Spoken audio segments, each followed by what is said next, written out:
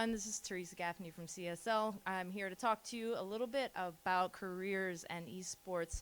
We've been running a series of panels this weekend at the CSL Grand Finals to tailor to different groups' needs, interests, and I think this is the one panel that the students who are actually here and listening and watching are going to benefit from the most, because we're tailoring this one to your future, essentially. So a lot of you have come up to different members of the audience who are in the industry and asked them, how are you doing what you're doing now? And that's essentially the question we're going to answer today. So I'm going to pass the mic down and let everybody on this panel who knows a lot more than I do introduce themselves and talk to you a bit. Here you go. Hi, my name is Tim Young. I work on the science team at Twitch, and I mainly serve content and partnerships. I'm also super OG, I guess, CSL volunteer, so I'm really excited to be here today and seeing how everything has grown.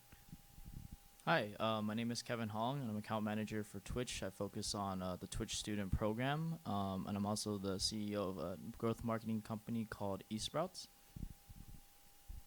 Shaun, Byrne, esports coordinator at Saints Gaming, which is the competitive esports team at St. Clair College, just starting up in September 2017. I'm also the CEO of EGE. We do event management and consulting around the province of Ontario. Thanks, and glad to have you all here. So I feel like I already know you guys in one way or another. Obviously, I've worked with Tim before, Kevin, we've met several times and correspond a lot. And Shaun, we did an article about, your new venture at Saints Gaming, and I'm so excited to, kind of pick your brains. So I think the first thing I want to ask is, when did you want to get involved in esports? How did that idea even come into your head? Before I even ask more about what you're doing currently, because I think that's where our audience sits right now. Like, I'm here, I'm enjoying CSL, I'm enjoying whatever game I'm into, but I want to get involved. How did you feel? What was your key moment that you wanted to get involved? Do you have a moment that you remember, or was it like a natural thing that you just fell into? You want to take it first, Tim? Yeah, so that goes back all the way kind of like 2008 for StarCraft with me. So I was watching a lot of StarCraft Brood War, like at 2 in the morning, 3 in the morning, and stuff like that. And back then, it was interesting just to consume this idea of competitive gaming that really wasn't super popular internationally.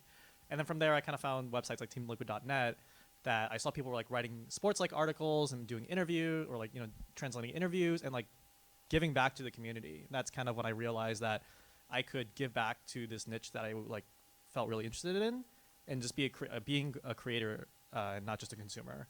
So then when I went to college, I started exploring more of that, like trying to write articles, trying to do previews, and then I, started volunteering for CSL to like put together esports leagues in colleges. And I think just the idea that this is like a hobby that has given me a lot of entertainment and a lot of joy and fun, and like connected me with a lot of people. It was something I really wanted to give back to, and like, yes, there was work and there was labor, but it became so naturally because I enjoyed it so much. That's kind of when, this is like before you start thinking about it as a career, it was just like, well, I want this to be part of my life. I want creating for this community to be a part of my life, and that's kind of where it started. Yeah, for me, I've always been, as so many of you, I've always been a gamer my entire life. I think what hooked me the most was kind of gave me that like spotlight for like this could be a thing.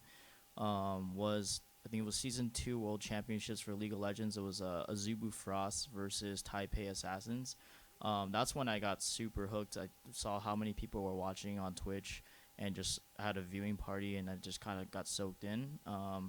At that point, it was like, I was at Microsoft. I was doing global finance. How do I transition? I was a breakdancer, but I want to all into esports. How do I make this happen?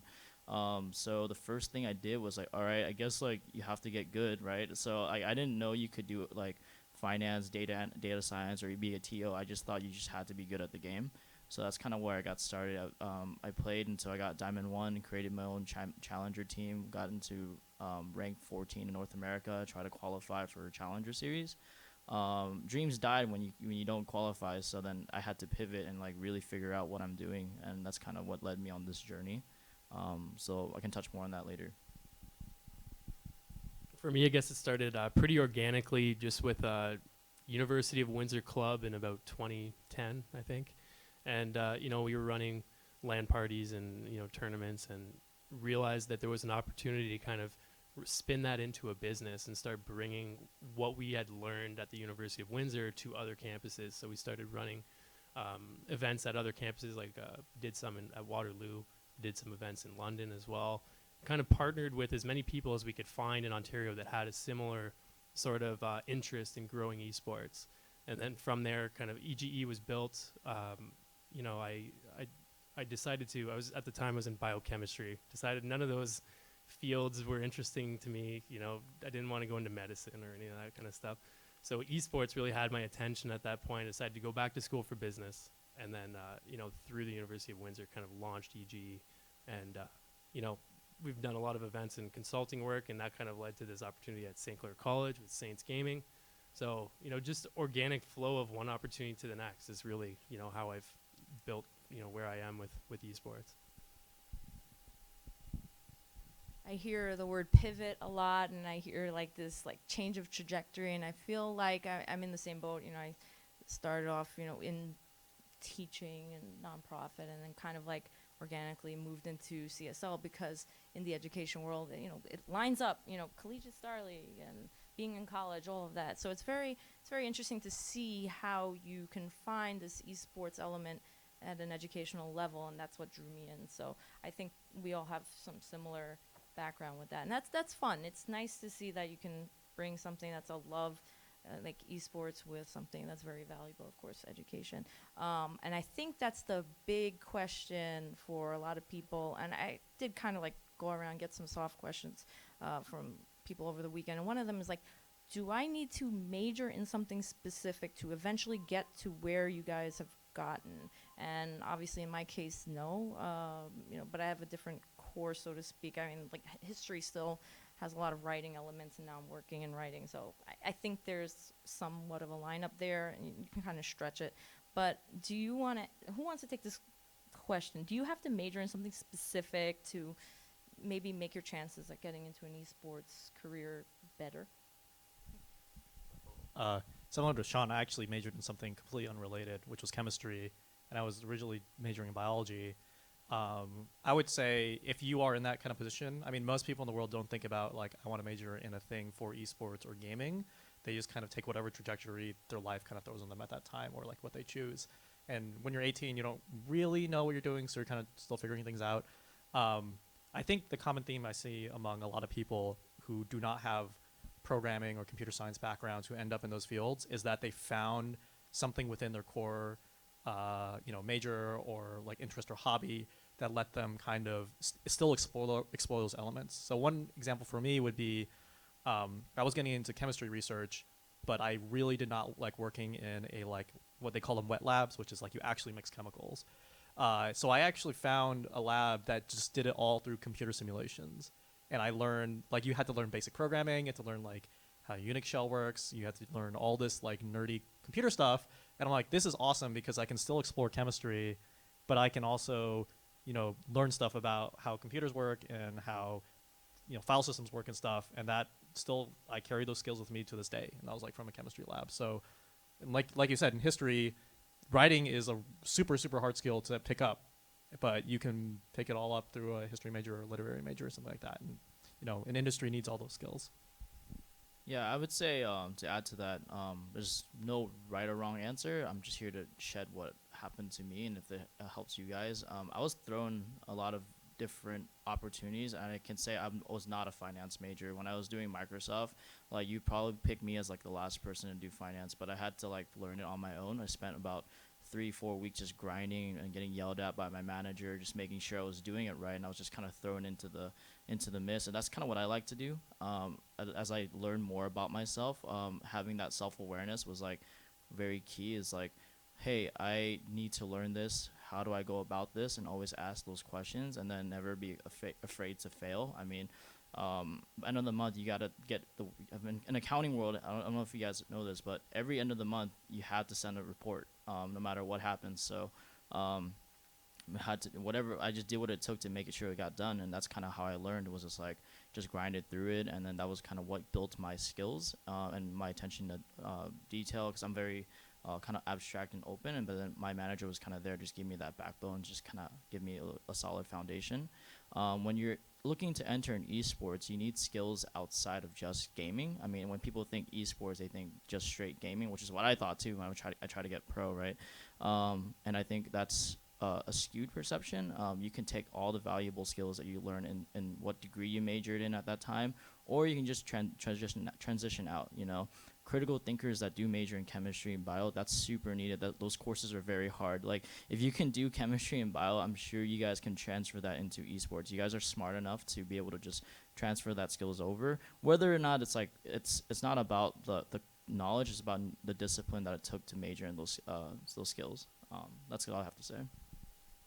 So I mean, these guys have covered it pretty well, but in my opinion, you know, if you want a quick list, some quick programs that you can hop into that are really going to help you out, think about business. For me, that was an area that I found really helped me in the early days, getting started with even just budgeting to run an event, make sure we didn't lose a lot of money, or, you know, just planning and you know, courses in leadership, things like that, really important in esports moving forward. And then if you're, you know, if you work differently, then maybe computer science is the direction, right? So if I could go back, you know, I wouldn't have taken biochemistry. I probably would have done maybe a dual major in computer science and business. I think that would have been really a good combination of skill sets to learn to apply to esports, in my opinion. So. And I'm thinking, not only, you know, your major, which is the easy question to ask, you know, the idea of, you know, get good. You're talking, Kevin, about like spending your time grinding. I hear students, obviously we're seeing students doing the same thing. They're getting good because they're thinking this is a pathway for them as well to maybe go pro or find some way that will get them exposure eventually to this scene. Do you think that the growth in collegiate esports on the competitive level will also widen the career chances of people involved? I think this may be a Shaun question, because you're kind of growing this at your school, so we'll reverse around. So I know it's kind of like a wide question. I'll let you take it. Yeah, so I think what you were getting at was kind of that, you know, the growth of the competitive scene isn't just going to create opportunities for players, but it's going to create all of these other opportunities that surround that, right? And I completely agree. You know, for every new team that arrives, you're going to need another coach. You're going to need production staff. You're going to need organizers, tournament organizers, app developers creating, you know, apps to run brackets better or to share the content over social media. There's so many different avenues. So yes, to answer your question, is the growth of competitive, you know, esports is just going to add so many layers, so many new jobs to the industry.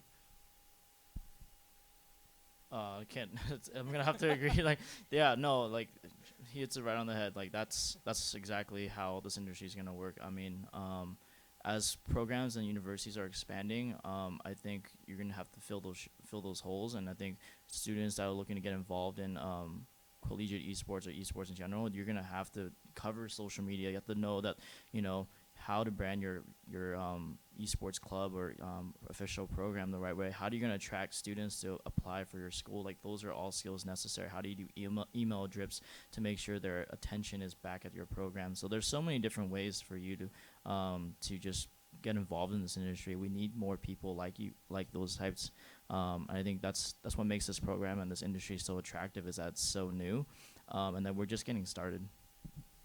I guess I'll do like a quick perspective check right now, because back in like 2008 to like 2010, these opportunities did not exist, right? So we're living in a time right now where, you know, if you have a diverse set of interests, you could probably find where you would want to work in gaming or esports.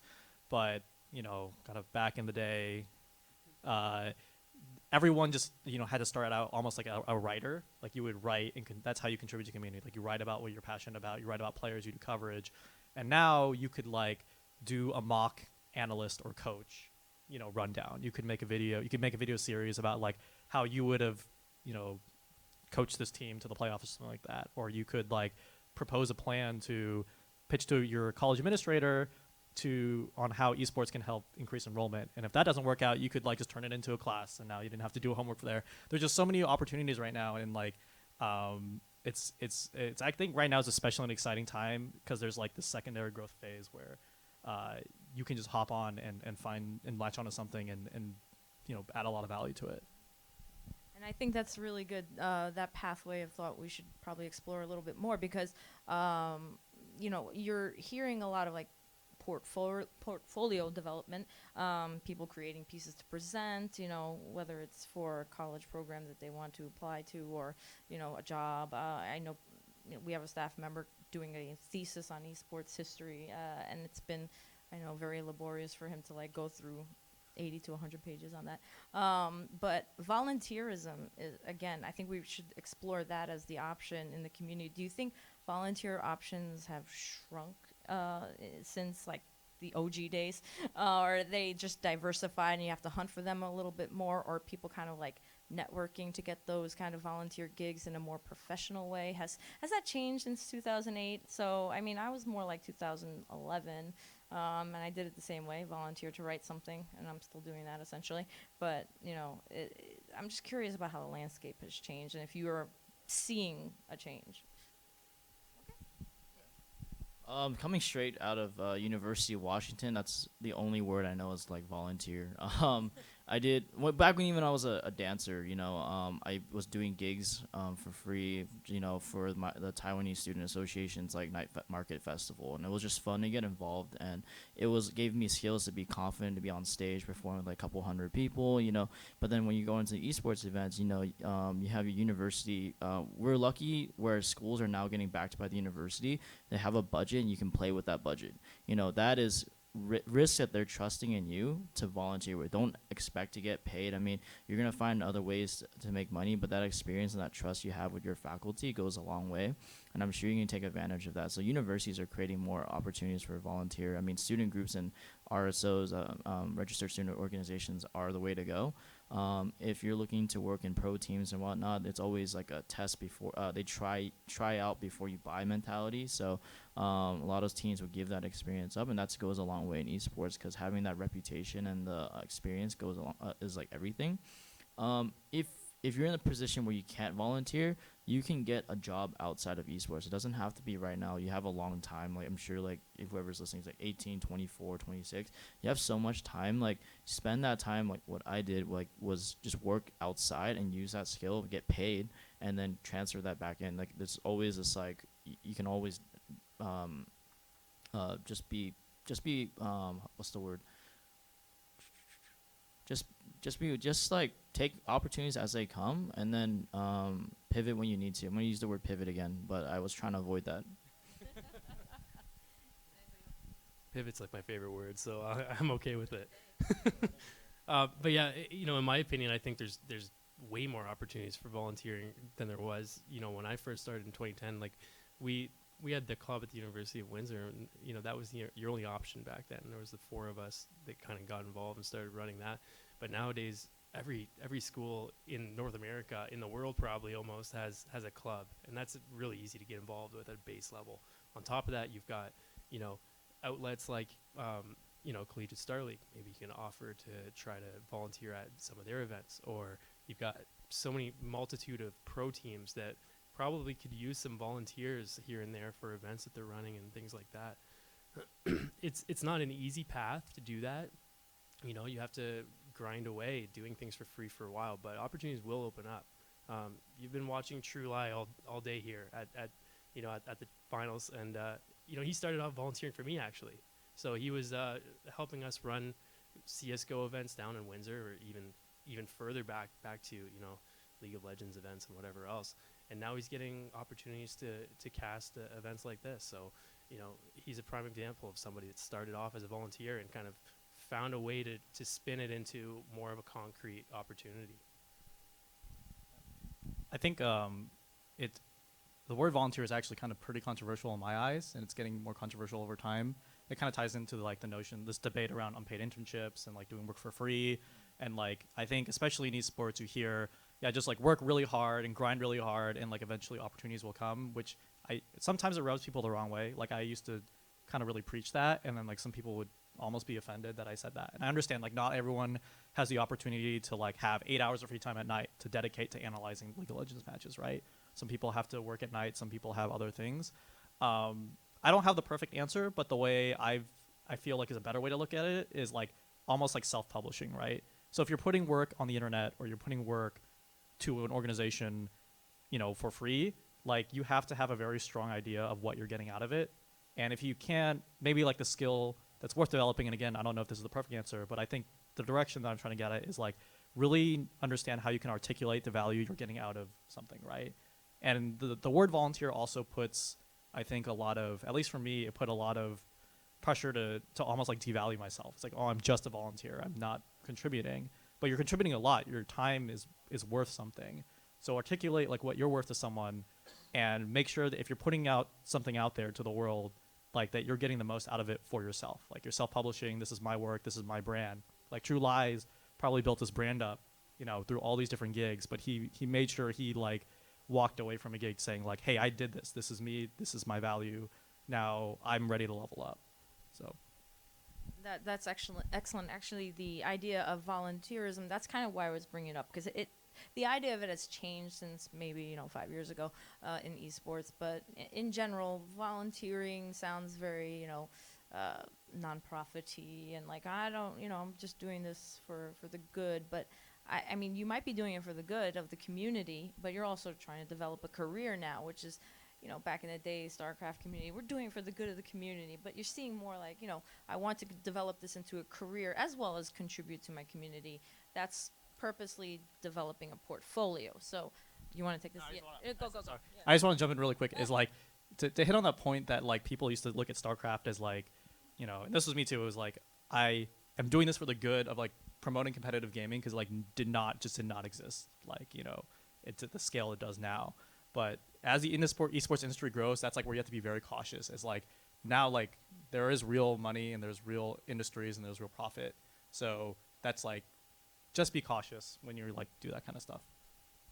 Yeah, maybe we'll contribute to the growth of like the future Flappy Birds 2 community, because that doesn't exist. So we'll get there. But anyway, going back to like portfolios, I think that's a big part of what you do when you create content or something to present to people, right? Whether you're showing, a video of your dance, or you're showing your written article, it's a portfolio piece. You're putting it away to show others. But I think networking is a huge skill that people need to develop in order to keep going along whatever they want their projected path, whether it's one of our casters, obviously showing their work. That networking is such a big part of getting those gigs. So you guys want to talk about the hustle, about how you got to where you got? Is networking a big part of how you got there? And I'm assuming it is. Want me to pass it backwards? Here. I guess for me, just right from the start, I realized that I wasn't going to be a jack of all trades that could do everything for an event. I knew I needed to find people to kind of fill some of those skill gaps that I had. So right away, I began looking all over Ontario for whoever else was, doing whatever they were doing in their own city in terms of esports, and finding a way that we could work together and utilize both of our skill sets. So I think that's definitely important, at least from my perspective. My background is more in event management and that sort of thing. So that was definitely really important there. I wasn't going to be able to run the tournament, finance the tournament, cast the tournament, all those things. So I had to find people that specialize in some of those areas. So if you're looking to build a career, that's going to be important as well, as knowing who in your network around you has specific skills that you can tap into, and then maybe you can return the favor with the skill that you have that they might be lacking in. So it's just finding ways to be mutually beneficial to each other, and I think that's really important in esports right now. Yeah, the networking gets thrown around as like a word that people use to like get to know other people. And I think that's the foundation of networking, is get to know someone. What that means is that you're not networking for your own self-benefit. It's not about you getting a job, or when you say, hey, I used to be in the same shoes. I would have said like, hey, I'm a student, I'm looking for an opportunity or something. My advice is like, don't start like that. People who you're looking to get a job from, or who you're looking to get hired from, they get that all the time. And sometimes what goes a long way is like, just asking them more about themselves, or like even just getting a 20-minute call with them about like how they got to where they are today. You have the power of like LinkedIn to just search any job title you want, and you can find people from Twitch, Riot, Blizzard, anyone that work in this industry that sounds interesting. You just message them and kind of ask them how they got to where they are, you know, and then be prepared and ask a lot of questions, and then make sure you have a good understanding of their background, and just be prepared. And then second is if you save up some money, I do recommend getting out and traveling to a couple events out of the year. I mean, North America has so many different events now. I recommend going out to all these. Just pick like 3 you want to choose to go to every year. Save up, don't go out and party for that weekend, and save up for that money to travel, fly Spirit airline, or and just really just sleep on the ground, like whatever it takes to get yourself out there, and then really just prepare some business cards, and then that's when you use to like that's what you use to just kind of get yourself out there. And I think that's what I did for like the first year when I was like, hey, how do I get there? It looks like esports was like on a quarterly rotation of like PAX Prime, Twitch, PAX South, or like any or DreamHack. There's like so many different events going on. So just pick and choose your battles. There's so many now, and that usually the same industry people are there. And that's what you can use to hustle. Yeah, I think speaking to if you just don't have those opportunities, right, like to go to every event, like I was really lucky. I got to go to a lot of events because I like saved up money, and like sometimes I would just burn the money anyway just because I loved going to events so much and hanging out. Like obviously the internet is a great resource. Like one of I think the best esports writer right now. I might butcher his name because I've never said in real life, but like Fion on Fire, right? Like that guy, he's very open about having social anxiety and has a hard time meeting people. Eventually he's like gets better. He's a super awesome dude. Never met him, but seems really awesome. But he like self-published a lot of articles, wrote a lot for Team Liquid like a long time ago, got his work picked up by a lot of different places. But he also used his work as a networking opportunity, right? Like when you meet someone and you want to get to know them, in the industry, you also have to be working on yourself. Like when I was looking for research or in analytics type of things, I tried to make sure every new person I met, I had like grew from the last encounter, right? Like I read a new book or I did a new chapter or something like that. That's like the other part of the networking equation I think that doesn't really get spoken about a lot, is not just meeting every connection as possible, but also like making sure you're developing yourself. So like eventually when opportunity knocks, you're just ready. You're just like, I can do all of this. Like they need someone, I'm just ready. And you just hop on board. And that's pretty awesome. I think, I like what Kevin said also about, just getting out there is the biggest, thing. Make yourself available, and everyone's echoing that sentiment. Whether you're or not you're fortunate to actually go to the events, it's up to your personal ability. But, even in your local area, if you're anywhere near a major city at this point, you will probably find some esports event. And even if you're not, there was Midwest Campus Clash in Missouri not too long ago. There are colleges creating these events in smaller communities, and tons of people are responding.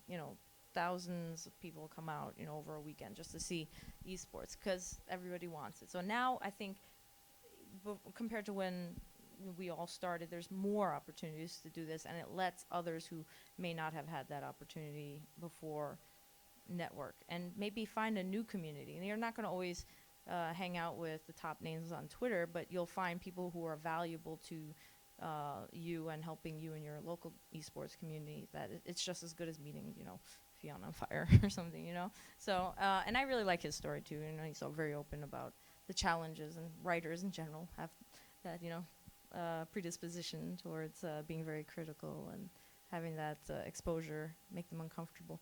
Not gonna lie, being in front of these lights makes me a little perplexed, but it's okay. I think it's really good to talk to you all about this, and there's a couple I guess rapid fire questions we can go through to, draw this out a little bit more for the people who are enjoying this, and I think a few people might be. What's the one trait a person who wants to get into esports should have? For me, jack of all trades, that idea of, multifacetedness, I think that's my number one trait in a person. And I think you already said that, but is there another trait you can think of somebody having that would be valuable to have a career in esports? This is like a super soft skill, but I think empathy is super important. Not just to like understand another person's feelings, but if you're working with a business partner, or like in my case, like an internal stakeholder at Twitch, like understanding why they have those goals or the vision that they have is super important for someone like me to like really align with their vision. So I would just say learn to empathize with people. Manage expectations and over deliver. What that means is don't take on too much. Expect, make the the way to bring value to yourself is putting a lower expectation, not like low really bad quality, but like make it like decent expectation that you know you could hit, and then you over deliver, and that's how you can keep winning and building on top of your successes. That's called stacking on top of your successes. For me, I guess, you need to be ambitious and take initiative. I get messages from people all the time saying, I really love what you're doing. I want to get involved. Okay. Like how do you want to get involved? What do you want to do?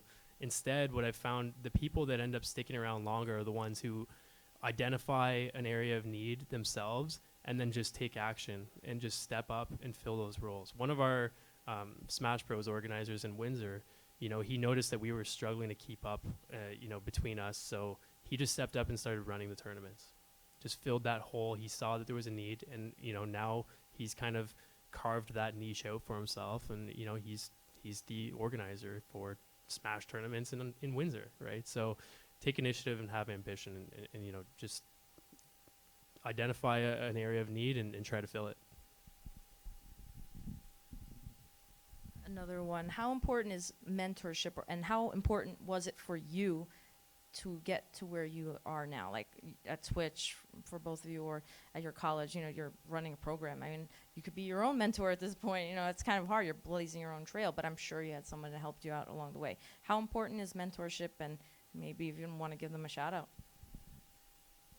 I think when I first heard the word mentorship, like I thought like I would have to sign up for something, and like someone would have to like show up at my house or like do a weekly Skype call with them, and that wasn't always the case. Like I always like enjoy reading blogs from like a bunch of different perspectives and getting advice from experts. And to me, getting all those different perspectives was like my own mentorship. That's not to say that like along the way, like my graduate school advisor Mimi or like my colleague Brandon at Twitch, like they didn't bestow upon me a ton of knowledge around the way. But again, for people who don't have that opportunity to like really meet with someone one-on-one, like I'm not like, Shaun, please get coffee with me every week, and you just can't do that. You can balance it out with like, maybe I can coffee with you once every 6 months, but I'm like still, reading as many different perspectives as possible. And I think mentorship is one pathway to that, but not the only way. Still super important though. Yeah, shout out to my first mentor, Jackie Baptist from Microsoft. She kind of like basically kicked my for a while. So that was first, and then shout out to Garvey. He's up there on stage. Up there in the stands. Big mentor, like support of mine. Ben Lee from Neon Roots and Justin Wu. These are all heavy hitters, and it's always about surrounding yourself with people you want to be. Always surround yourself with the people that you want to grow into. Like I said, you're a product of the 5 people closest to you, and I really believe in that. So my mentors aren't really esports related at all. They're more so business backgrounds, and but a lot of that stuff you can apply. So for me personally, while I was in business school, Professor Schlosser and Jim Marsh at the Odette School of Business, they kind of, they were, I was at the time 2010. It was still really common to bring up esports to somebody who wasn't in the know, and you'd kind of get mocked a little, right? But these people didn't see it that way. They knew that they could see the passion that I had for it, and they realized that there was an opportunity, and they kind of let me, tailor some of my schooling around building my career in esports, which really helped me, accelerate, because I was doing research projects in business school about esports stuff, right? So if you can find a mentor that's going to allow you to do that, and is going to give you the advice to kind of build that stuff, definitely try to identify those people. Whether they're involved in esports or not, you can still find some people that realize there's an opportunity and are willing to mentor you anyway.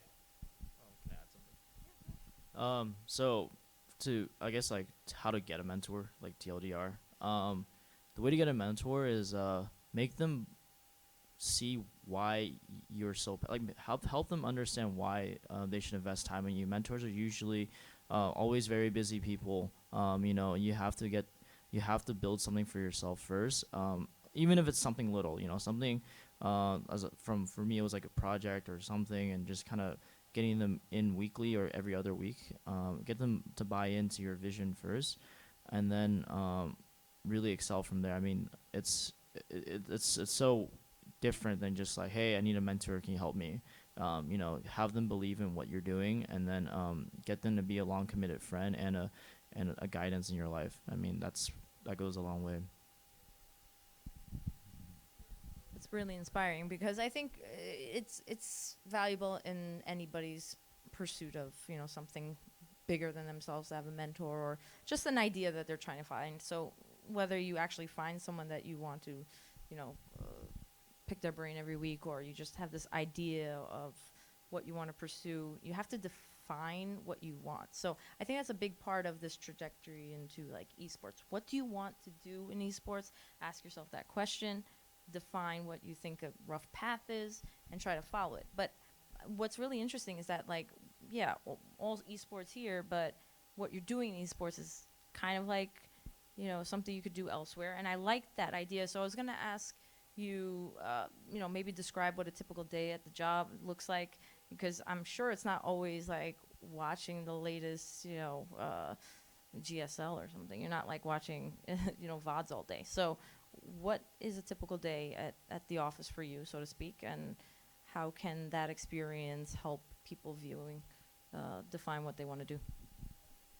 Yeah, so I'm a data analyst at Twitch, and a lot of that is actually just like normal data stuff, which means for me supporting different content teams on the initiatives that they want to do, plus like recapping how well an initiative might have gone, right? So, for example, we're doing a lot of marathons on Twitch, and it would be digging into the data of like overall what are, did we reach kind of our goals with these marathons, and like what are other things we need to understand about these things through the data so we can improve in the next marathon. That's like one example of a project I would be working on. And, that could be, as a data person, that could be applied to anything in gaming, maybe finance or something. It's like, was this initiative a success? And how can I help provide the data to like tell that story or like help us learn from it? I think that's kind of like tangentially, that's an interesting point of like, not every day for me is very esports, right? Like I'm not doing that for LCS all the time or anything like that. But in the sense, it's like I diversified my interests to be along the lines of like data and research and things like that. And it just so happens that a company that is invested in esports and invested in gaming really needs that kind of skill set. So I was really lucky to diversify my interest to something like that became valuable in the space. But I think if you find that passion, you can find that passion anywhere, and it could really help you, find that trajectory too. Yeah, my day-to-day usually consists of a lot of emails, a lot of following up with people, stakeholders, people on the project, getting on calls, like 20, 30-minute calls with people, just kind of map out the idea, get coffee, and I'll do normal stuff. And then sometimes you have schools that I work with that are, they get off at class at like 5 p.m., so you make time for them after 5 p.m. So you have those like, you just gotta make time for people, and there's a lot of calls, and I would call that like partnerships. So I guess like if you were to like highlight what I do at Twitch is like partnerships, and really kind of figuring out how to align and help programs grow, which is really fun. I get to sometimes I'm either in Missouri or I'm here in Toronto, and then when I'm back home, I'm on my day-to-day, my laptop, my monitor, just kind of like your everyday person. My day starts off very similar to these guys with lots of emails and Facebook Messenger and Twitter DMs and that kind of thing. Right now, especially with the launch of the esports program at St. Clair College, we're getting a lot of applications coming in, so I usually review those applications, identify really good candidates, and then I'm also getting a lot of questions because people obviously are curious. A lot of people are thinking it's too good to be true, which I definitely agree. It looks like it is, but I swear it's real. So talking to people, reassuring them that this is how the program will work. If you are on the team, you're going to get a scholarship, that sort of thing. And then in addition to that, a lot of event management stuff. So we have our tryouts for the team coming up on June 10th, 11th. So I spent a lot of time working on floor plans, budgets, hiring the proper staff to fill the right roles, bringing in, the production teams and having them placed properly, talking to sponsors. So there's a lot of different things, but most of it, happens to just be emails and phone calls and Skype DMs and that sort of thing. It's a lot of just talking back and forth with a variety of people and juggling all these conversations in your head at once. Yeah, juggling all the conversations, juggling all the Skype, Slack, Twitter chats. It gets overwhelming, and I know everyone's doing it in their seats here too. So I know much respect to those who can actually stay organized, and I know it's the challenge. It's the biggest challenge, and organization is definitely a trait that you need to have to get anywhere. I think before we kind of launch into the end now, we had a staff request question for Tim. How important, this is from Tyler, how important is it for someone to have good stock in the meme economy, and how does that translate into getting a job in esports? I have a real answer for this. So the way I view memes is like, memes are just like the abstract, is like the unlikely connection between two things, right? And like if you can see how two very unlike things are connected, that's like a super valuable skill to have, right? Like if you're really into, let's say, literary criticism or like biology or chemistry, and you want to apply that to esports somehow, those are the connection of two very unlike things. And if you can see how you can apply, that to something you're passionate about, is like super, super important. That's what memes are all about. Man, the memes are actually real, guys. This is awesome. So I feel like I've learned a lot just like listening to you guys right now. I'm just kind of in awe of like the things you've accomplished, especially, just personally seeing trajectories. But any last words, points of advice you want to give to people present and listening before we close up for the day? Yeah. I know everyone's situation is different when it comes to like wanting to get a career in something they're really passionate about. So feel free to just talk to me individually after the panel if you have any specific questions. I'm more than happy to, answer any questions. Yeah, likewise. I like to open up, follow up with the stream, or meet me after, and DM me on Twitter. I'm here to open up any guidance, any extra questions anyone might have. Just keep it up, keep hustling, make sure your grades are good, and then decide on what event I should see you at, and that's because you need to be there. So same with these guys. Just feel free to message me. I'm really open. I love talking about esports. So any way you can get a hold of me, that's fine. In addition to that, I'll quickly mention if you are, a high school student or you're in college and you're looking to maybe get a scholarship, go over to saintsgaming.ca, check out the program there. There's a recruitment button. Apply for the program, and I'll get back to you, and we'll talk about where that could maybe lead. Maybe getting you a foot in the door with a scholarship might not lead to a job as a professional gamer, but maybe it'll lead to other opportunities. Just start somewhere, right? So saintsgaming.ca. Shaun, Kevin, Tim, thank you so much for making it out to Toronto, and I'm hoping you're enjoying the grand finals. We're going to be here for the rest of the evening, so please, we'd love to talk to you about anything you've heard today, but stay flexible, stay creative, stay diversified, and if you have to pivot, don't be afraid to pivot. Word of the day. All right, guys, thank you so much, and this wraps up our panel. Of course. Thank you. Thank you. It was pretty cool.